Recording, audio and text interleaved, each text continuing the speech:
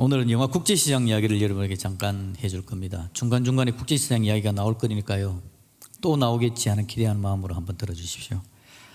이 장면은 국제시장, 여러분 영화 나온 지가 좀 되긴 했지만 기억이 가물가물하시죠? 흥남 부두입니까? 그죠? 거기서 배 타고 피난 가려고 지금 막 하는 그런 장면입니다. 그 다음 사진을 보시면요, 이 영화의 주인공이 등장합니다. 덕수라는 사람입니다. 앞에 있는 남자인데 잘 안 보이죠, 그죠? 하여튼 덕수입니다, 저 사람이. 덕수가 중요한 이야기를 한마디를 합니다. 무슨 이야기 하냐니까, 여기 운동장 아니다, 놀러 온 거 아니다, 그 이야기인데요. 누구에게 하느냐 하니까 자기 5살짜리 동생한테 이야기합니다. 아버지, 엄마, 가족들 함께 피난 가는데 이 덕수가 맡은 게 5살짜리 여자아이 동생 맡은 겁니다. 아버지가 이야기하죠. 아이 꼭 지키라. 덕수는 아이를 꼭 지켜야 됩니다. 그런데 아이가 오빠 등에 엎여 있으니까 피난 가는데 상황은 그렇지만 그래도 몸은 노곤하고 좀 잠도 오고 막 제대로 못 잡고 있는 거죠. 혹이라도 이 아이를 놓치면 안 되니까 덕수가 하는 이야기가 바로 그 이야기입니다. 여기 운동장 아니다, 놀러 온 거 아니다, 그 이야기를 들려주는 겁니다.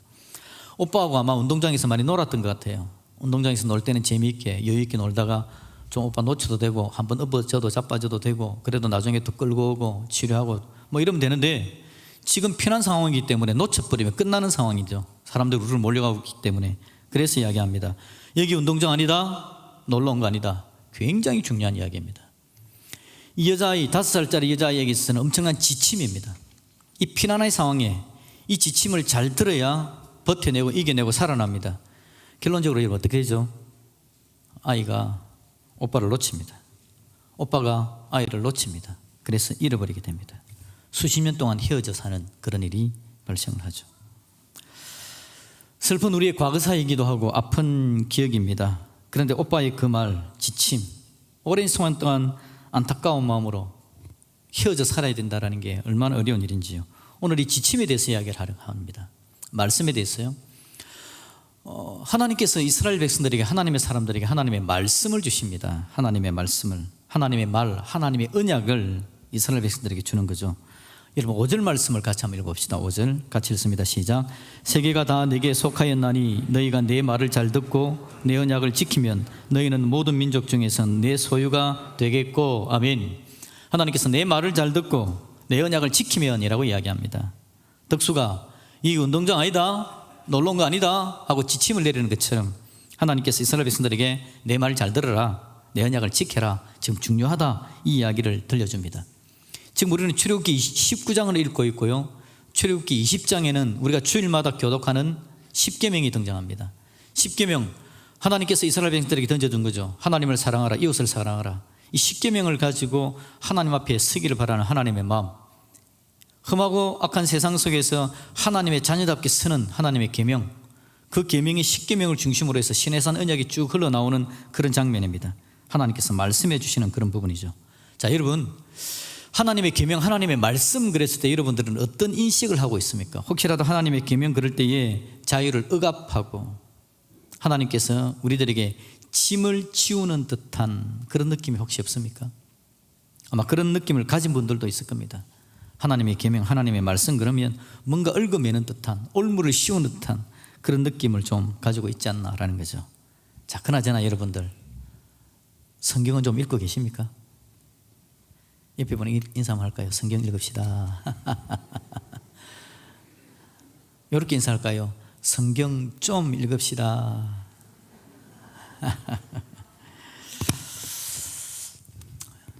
하나님 말씀이 억압하지 않느냐라고 이야기하면서 성경을 읽자고 이야기합니다. 그럼에도 불구하고 여러분, 하나님 말씀은 우리의 생명이기 때문에 성경은 반드시 읽어내야 됩니다. 자, 하나님께서 이스라엘 백성들에게 지금 계명, 지침을 내려주려고 하는데요, 이때가 언제일까요? 오늘 1절 말씀 한번 볼까요? 1절 말씀 보면 이스라엘 자손들이 애굽 땅을 출발한 지 몇 개월 됐다 그럽니까? 3개월 됐답니다. 3개월. 3개월이면 여러분, 이 사람들 마음속에 나는 자유인이라는 의식이 많을까요? 아직도 노예 근성이 가득할까요? 이 사람들이 여러분 수십 년 동안 노예 생활을 했습니다. 역사적으로 길게는 440년간 애굽에서 노예 생활을 했다고요. 노예 생활을 하고 나온 지 3개월입니다. 노예 생활할 때는 비천했습니다. 비인격적인 대우를 당했죠. 사랑을 받아본 적이 없습니다. 일방적인 지시만 따르던 사람들입니다. 그래서 그들은 그 지시가 그냥 익숙합니다. 이거 해 저거 해 막 지시만 따라서 살다가는 것이 굉장히 익숙한 사람들입니다. 그래서 그들은 비굴하지만 그렇게 그냥 비굴하게 지시받으면서 살아왔습니다. 근데 갑자기 지시가 없으면 이 사람들이 어떻게 살지를 잘 몰라요. 자유를 얻은 겁니다. 자유를 얻었는데 이 자유에 대해서 익숙하지 않습니다. 여러분, 자유에 익숙하지 않은 사람들에게 자유가 주어졌을 때 어떤 일이 나타나는지 압니까? 사람들 속에 욕심이 있고 이 죄악으로 가득 찬 죄성이 있기 때문에 자유를 방종으로 만들어가서 그 자유를 가지고 오히려 자기 인생을 피곤하고 힘들고 어렵게 만들어가는 사람들도 많습니다. 중요한 시기입니다. 바로 이 시기. 출애굽한 지 3개월 됐습니다. 노예는 아닙니다. 자유는 주어졌지만 자유를 누릴 줄도 모릅니다. 노예의 비굴함에 빠지든지 자유의 방종함으로 빠져서 또 다른 굴레에 씌이든지 이스라엘 백성들에게는 굉장히 중요한 시기죠. 오늘 이들에게 필요한 게 뭐냐니까 좋은 지침이 필요합니다. 국제시장에 오빠가 여기 운동장 아니다, 놀러 온 거 아니다 라고 이야기하면서 환기를 시키고 정신을 바짝 차리게 만들고 어떻게 살아가야 될지 이야기하는 것처럼 오늘 이 이스라엘 백성들에게 있어서 3개월짜리 자유인들, 이들에게 좋은 지침이 필요한 겁니다. 생명으로 인도하는 인도가 필요한 거죠. 그래서 오늘 이때 하나님께서 이스라엘 백성들에게 말씀해 주십니다. 이렇게 살아라 라는 하나님의 지침을 전달해 주는 거죠. 우리도 마찬가지입니다. 저와 여러분들도 우리가 자유인이 된 것 같지만 그럼에도 불구하고 죄성을 가진 존재고 우리에게 자유를 주면 방종함으로 나갈 수밖에 없는 인생들이기 때문에 우리에게 적절한 하나님의 말씀이 늘 필요합니다. 오늘 잘 나오셨습니다. 늘 말씀과 접하시고 하나님께서 하시는 말씀 앞에 여러분 우리 자신을 내놓을 수 있기를 주님의 이름으로 축복드립니다. 자, 여러분, 오늘 본문의 이야기를 제가 가만히 읽으면서 느껴지는 게 언약 체결식 같은 느낌입니다. 하나님이 딱 서시고 상대방 쪽에 이제는 반대쪽에 이스라엘 백성들이 있는 겁니다. 그러면서 하나님과 이스라엘 백성들이 언약을 체결하는 그런 장면입니다. 중간에는 모세가 하나님의 심부름꾼으로서 그 역할을 감당하고 있습니다. 하나님께서 그런데 여러분 일방적으로 하나님의 법을 발표하면서 이대로 살아라고 이야기하는 분위기가 아닙니다. 오늘 분위기를 보시면요, 하나님께서 이스라엘 백성들을 잘되게 만들어 주려고 그들이 굴욕과 비굴함에 빠지지 않고 방종함으로 나아가지 않고 하나님 앞에 온전히 설 수 있도록 그들을 인도해 가는데 의로운 하나님의 말씀이라고 해서 무조건 팡 던지면서 지켜라고 이야기하는 게 아닙니다. 하나님은요 오늘 이스라엘 백성들에게 이야기를 하는데 하나님 자기 자신에 대해서 소개를 합니다. 그러면서 내가 이런 마음으로 너희들에게 율법을 준다, 내가 이런 마음으로 너희들에게 법을 주니까 이 법을 지키면서 너희들이 좀 잘 살았으면 좋겠다. 하나님께서 이스라엘 백성들을 설득해 주고 있습니다. 이해시켜 주고 있는 장면이 오늘 계속해서 나타납니다. 하나님이 설득하는 방법은 두 가지를 통해서 이야기를 하는 겁니다. 먼저는 뭐냐니까 내가 너희들에게 지금까지 한 일이 이것이다 라고 하나님께서 하신 일을 설명을 해줍니다. 내가 이런 식으로 너희들에게 해주었고, 첫 번째는 과거에 대해서 설명을 해주고요, 두 번째는 그런 내가 앞날에 너희들을 이렇게 인도해 가마라는 하나님의 계획을 두 번째 이야기합니다. 첫 번째는 뭐라고요? 여러분 그러지 않습니까? 이전에 어떻게 뭘 했는지 보면 그 다음에 어떻게 할지도 좀 알잖아요. 그래서 하나님께서 이스라엘 백성들에게 모세를 통해서 그들을 이끌어내는 가운데 하나님께서 어떻게 했는지를 먼저 이야기를 해줍니다. 그럼 이스라엘 백성들에게 각인시키고 그런 그들에게 그런 내가 앞으로는 너희들을 이렇게 데려가겠다라는 말씀을 해주신다라는 거죠. 그러면서 이런 중요한 순간이기 때문에 내가 이 언약을 주고 내 지침을 내려주니까 이걸 붙들고 우리가 잘 살자, 하나님께서 그 이야기를 해주신다는 겁니다. 자, 그러면 여러분 하나님께서 하시는 말씀 한번 들어볼까요? 하나님께서 이스라엘 백성들을 설득하시는 이야기 4절을 같이 한번 읽어보겠습니다. 4절 시작. 내가 애굽 사람에게 어떻게 행하였음과 내가 어떻게 독수리 날개로 너희를 업어 내게로 인도하였음을 너희가 보았느니라. 아멘. 이스라엘 백성들이 보고 느낀 것에 대해서 이야기합니다. 출애굽한 지 몇 개월 됐다고요? 3개월. 출애굽한 지 3개월입니다. 그 전에 이제 10가지 재앙을 이야기하면 또 좀 더 긴 시간이겠죠. 그 시간 동안에 하나님께서 어떻게 하셨는지에 대해서 이야기를 해줍니다. 자, 먼저 어떻게 했다고요? 4절에 보니까 내가 애굽 사람에게 어떻게 행하였음과 라고 이야기합니다. 두 가지입니다. 애굽 사람에게 행한 거 하나, 두 번째는요 너희들을 업어서 내가 인도에 낸 거, 그걸 너희들이 어떻게 했다고요? 보았다. 너희들이 보았지 않냐? 이야기를 하는 겁니다. 하나님께서 애국 사람들에게 어떻게 했습니까? 10가지 재앙을 내렸죠. 하나님께서 이스라엘 백성들을 데리고 나가려고 그러니까 애국 사람들이 못하게 해요. 그러니까 하나님께서 재앙을 내렸는데 첫 재앙은 뭡니까? 피개, 이파, 악독, 우매, 흑장 10가지입니다. 일단 물을 피로 만듭니다. 엄청난 일이죠. 그 다음에요, 개구리가 물에서 스물스물 올라오는 겁니다. 애굽 온 집안을 뒤집습니다. 나중에는 그 개구리가 썩은 냄새가 진동을 하게 되는 거죠. 이가 와서 이스라엘을 괴롭힙니다. 파리가 온 애굽을 괴롭히고 애굽을 뒤집습니다. 악질, 독종, 우박, 메뚜기, 차례차례 더 강력한 재앙들이 막 내리는 겁니다. 그리고는 9번째, 흑암이, 캄캄한 흑암이 그들에게 임하는 거죠. 여러분, 애굽의 신이 라 신이라고 무슨 신인 줄 압니까? 태양신입니다. 하나님께서 라를 가려버리는 겁니다. 태양을 가려버려가지고 흑암이 오게 만듭니다. 그들이 믿는 신이 얼마나 허무인지를 하나님께서 처절하게 보여주는 거죠. 마지막 10번째 재앙이 장자를 죽여 넘어뜨리는 겁니다. 이 엄청난 재앙을 애굽으로 하여금 느끼게 만들어주는 거죠. 그런데 지금 중요한 건 그 엄청난 재앙이 내려질 때 이스라엘은 어땠다고요? 하나님께서 보호하심으로 그 모든 재앙으로부터 보호해 준 거, 이걸 누가 봤다고요? 이스라엘이 본 겁니다. 그러니 하나님께서 4절에 내가 애굽 사람들에게 어떻게 행하였음 너희들이 보았느니라, 마지막에 애굽 사람들에게 행한 것은 너희들이 보았잖냐라고 이야기를 들려주는 겁니다. 하나님께서 그렇게 하셨습니다. 하나님께서 그렇게 애굽 사람들에게 하는데요, 그 다음에 마지막 핵심적으로 하나님께서 뭘 하는 거죠? 도장을 꽉 찍힌 마지막에 홍해 사건입니다. 하나님께서요, 그렇게 엄청난 일을 행했음에도 불구하고 애굽 사람들이 이스라엘 백성들을 쫓아오는 겁니다. 쫓아오는데 눈앞에는 홍해, 뒤에는 애굽 사람들. 그때 하나님께서 이스라엘 백성들을 홍해를 가로뜨리고 지나가게 만들지 않습니까? 뒤에 쫓아오던 애굽 군대는 수장되어져 버립니다. 우리 하나님께서 강력함으로, 하나님의 탁월함으로 애굽의 도전을 전혀 허락지 아니하시고 애굽을 하나님께서 물리치시고 이스라엘을 건져내셨죠. 내가 애굽 사람에게 어떻게 행하였음이라고 이야기할 때 이스라엘은 그냥 방금 지나온 일들이기 때문에 생생하게 기억하고 있는 겁니다. 예, 그랬죠 라는 생각을 가지게 합니다. 하나님께서 이스라엘을 설득해 주는 거죠. 무조건 하나님께서 지켜라고 이야기하는 게 아니라 이런 내가 이렇게 했잖니 라고 이야기합니다. 두 번째 뭐라 그러죠? 내가 어떻게 독수리 날개로 너희를 업어 내게로 인도하였음을 너희가 보았느니라. 독수리 날개를 업었다라는 건 하나님의 친밀함을 이야기하는 겁니다. 하나님의 세밀함을 이야기하는 겁니다. 애굽을 강력하게 물리쳤던 하나님께서 세밀하게 이스라엘을 인도해 내는 일을 해내셨다라는 걸 보여주는 겁니다. 하나님께서 여러분 얼마나 세밀했냐면 이스라엘 백성들이 출애굽할 때 마지막 나올 때요, 그들이 빈손이지 않습니까? 노예 생활했으니까 아무것도 없어요. 근데 그들에게 하나님께서 이야기합니다. 이스라엘 백성들한테 옆에 가서 애굽 사람한테 가서 좀 내놓으라고 이야기를 해라 라고 이야기합니다. 하나님께서 시키는 대로 이스라엘 백성들이 갑니다. 애굽 사람들이 간 데 가서 우리가 출발하니까 좀 내놓으세요. 애굽 사람들이요, 자기들이 가진 돈, 재물을 막 내놓습니다.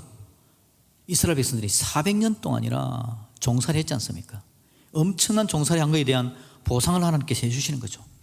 그들이 나오는데 빈손이 아니라 그들의 주머니가 두둑할 수 있도록 하나님께서 만들어준 겁니다. 애굽 사람들이 10가지 재앙을 겪으면서 제발 좀 이스라엘 사람들이 갔으면 좋겠다는 생각을 하는데 와가지고는 좀 내놓으세요 하니까 그동안 그들을 착취했던 모든 것들을 다 내놓는 겁니다. 하나님께서 세밀하게 이스라엘 백성들을 이끌어내신 거죠.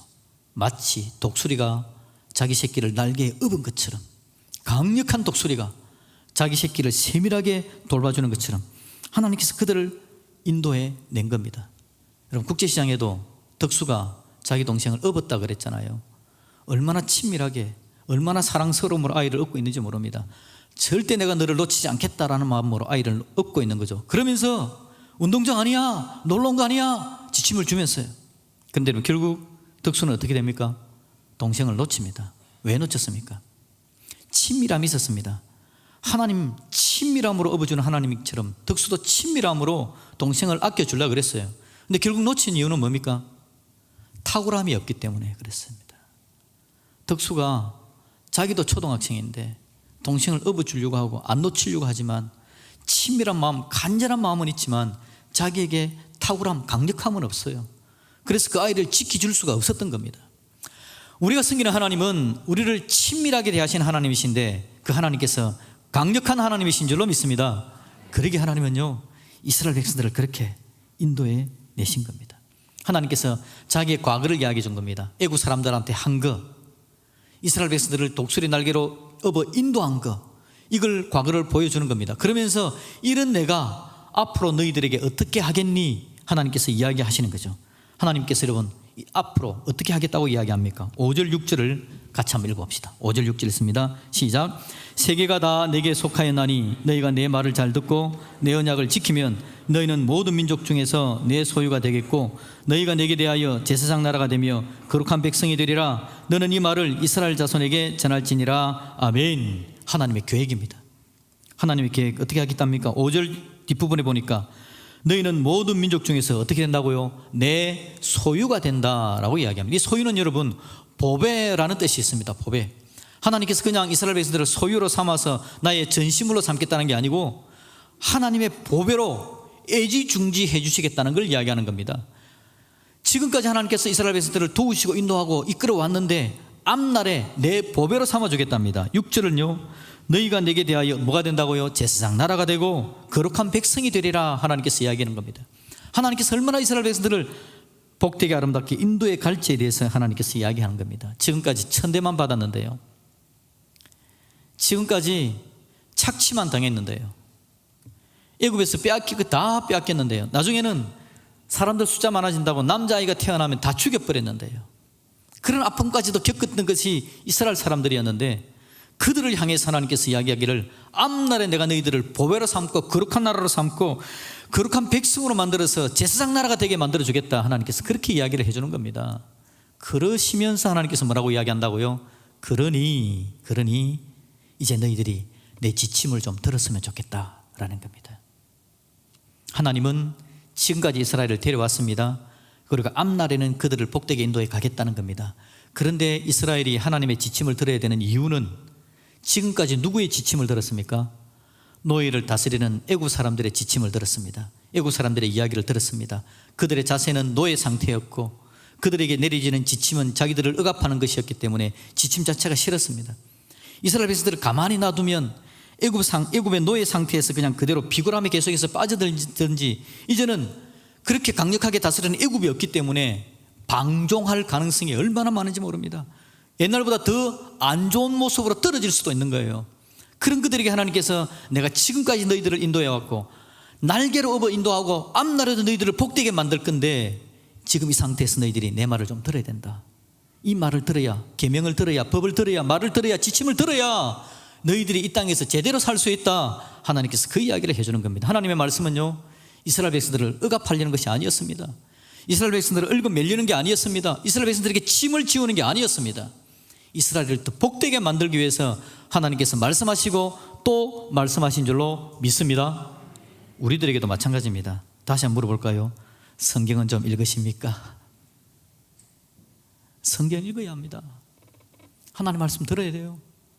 하나님 말씀 듣고 읽지 않으면요, 비굴함에 빠지든지 방종하든지 인생 가운데 온전하게 설 수 없다라는 겁니다. 그래서 하나님은 하나님의 말씀을 들려주는 겁니다. 하나님의 말씀은 잔소리가 절대 아닙니다. 생명을 전달할 가이드가 되는 거죠. 5절 말씀 읽어볼까요? 그래서 하나님께서 어떻게 한다고요? 세계가 다 내게 속하 있는 너희가 어떻게 한다고요? 내 말을 잘 듣고 내 언약을 지키면이라고 이야기를 해 주는 겁니다. 그래서 하나님께서 십계명을 주고 하나님의 계명을 주시는 겁니다. 우리 하나님은 오늘도 우리에게 하나님의 말씀을 전달해 주시면서 잔소리가 아니라 이 말씀 속에 하나님의 생명을 담아서 저와 여러분들에게 인도해 주신다라는 겁니다. 여러분, 하나님의 말씀이 들려지면 잘 될까요? 여러분, 하나님의 말씀 잘 들으려면 우리가 잘 들을 수 있는 힘과 능력이 있을까요? 우리는 국제시장에 덕수 동생 5살짜리 여자아이와 비슷합니다. 이 아이가, 오빠가 이야기합니다. 여기 운동장 아니야, 놀러 온 거 아니야 라고 이야기했음에도 불구하고 아이가 그 의미를 알았다고 생각합시다. 의미를 알아도 아이 오빠를 붙들고 있을 수 있을까요? 오빠가 지금 배를 타고 올라가는 겁니다. 그물을 타고 올라가요. 그래서 배에 올라가야 되는데 오빠가 운동장 아니야, 놀러 온 거 아니야, 아이가 정신을 바짝 차립니다. 근데 오빠한테 엎여 있는데 이 엎여 있는 게 흘렁흘렁 오빠는 용을 쓰고 올라가다 보니까 이거 꼭 붙들고 있어야 되는데, 그런데 오빠 등에 있으니까 정말 긴급한 상황임에도 불구하고 잠이 스물스물 오네요. 아이에게 오는 잠을 어떻게 하겠습니까? 잠을 이겨낼 힘이 없죠. 그런 오빠를 붙잡은 손이 힘이 빠질 수밖에 없습니다. 오빠가 끝까지 붙잡아주면 모르겠지만 오빠도 너무 긴급한 상황이니까 아이가 붙잡고 이들로 생각하고 그냥 올라가는 거죠. 그러다 보니 그냥 놓쳐버린 겁니다. 잃어버린 겁니다. 우리가 여러분 하나님 말씀이 들린다고 해서 잘 살 수 있을 줄 압니까? 내가 의지를 가지면 하나님 말씀대로 순종할 수 있을 줄 압니까? 그것도 아닙니다, 여러분. 오늘 우리 하나님께서 내 말을 잘 들으라, 내 언약을 지키라 라고 하는 이 하나님의 명령 속에는 내가 너희들로 하여금 말씀을 잘 지킬 수 있도록 도와주마라는 하나님의 약속도 포함되어져 있는 겁니다. 그래서 여러분 그나마 우리가 하나님의 말씀을 듣는 자리로 나아갈 수 있는 거죠. 우리 하나님은 그 이야기를 좀 해주는 겁니다. 하나님의 약속, 하나님의 계명 속에서는요, 하나님께서 우리가 하나님이 누군 줄 알고 지금까지 우리를 도우신 하나님을 바라보면서 앞날에 내 인생의 길을 인도할 하나님을 바라보고 기대하면서, 그런데 그 하나님께서 들려주시는 말씀을 붙잡아야 되는데 말씀을 붙잡을 능력도 나는 없기 때문에 그 하나님의 성령님의 도우심을 구하면서 하나님께로 나아가면 하나님께서 그 말씀을 지킬 수 있는 힘도 은혜도 능력도 우리에게 더해 주실 줄로 믿습니다. 단지 우리가 하나님 앞에 서면 하나님은 그 은혜를 우리에게 더해 주시겠다, 그 이야기를 우리에게 들려주고 계신다는 거죠. 여러분 이것에 대해서 이야기하는 게 7절입니다. 여러분 7절 8절을 한번 읽어봅시다. 시작. 모세가 내려와서 백성의 장로들을 불러 여호와께서 자기에게 명령하신 그 모든 말씀을 그들 앞에 진술하니 백성이 일제히 응답하여 이르되 여호와께서 명령하신 대로 우리가 다 행하리이다. 모세가 백성의 말을 여호와께 전하매. 아멘. 8절에 백성이 일제히 어떻게 했다고요? 응답했답니다. 뭐라고 응답합니까? 여호와께서 명령하신 대로 우리가 다 행하리이다 라고 결심을 하는 겁니다. 결심했는데 결심대로 됐을까요? 잘 안 됩니다. 좌충우돌이죠. 하나님의 말씀이 있음에도 불구하고 잘 못 지켜갑니다. 하나님이 끝까지 그들에게 선지자들을 보내어서 말씀을 다시 들려주고 다시 들려주고 하나님의 말씀을 들려주어서 그들을 하나님의 백성으로 세워가는 분이 바로 우리 하나님이십니다. 여러분 하나님은 우리 인생이 지금 절박한 상황이기 때문에 하나님의 말씀에 대해서 이야기합니다. 지금은 노예 상황에서 벗어났습니다. 자유롭지만 방종할 수 있는 때입니다. 그러기에 하나님 말씀을 붙들지 않으면 비굴 하든지 방종하든지 둘 중에 하나의 삶을 살아갈 수 있습니다. 오늘 정말 중요한 때이기 때문에 하나님께서 우리에게도 이 말씀을 들려주고 있습니다. 하나님 나라 백성에게 하나님의 법을 전달해 주셔서 우리로 하여금 하나님 앞에 온전히 설 수 있도록 하나님께서 인도해 주십니다. 천지 만물을 창조하신 창조주 하나님, 그분의 말씀에 집중해야 될 때가 지금인 것을 인식하시고 온전히 하나님 앞에 나아갈 수 있는 저와 여러분들이 되어지기를 우리 주님의 이름으로 축복드립니다. 아멘.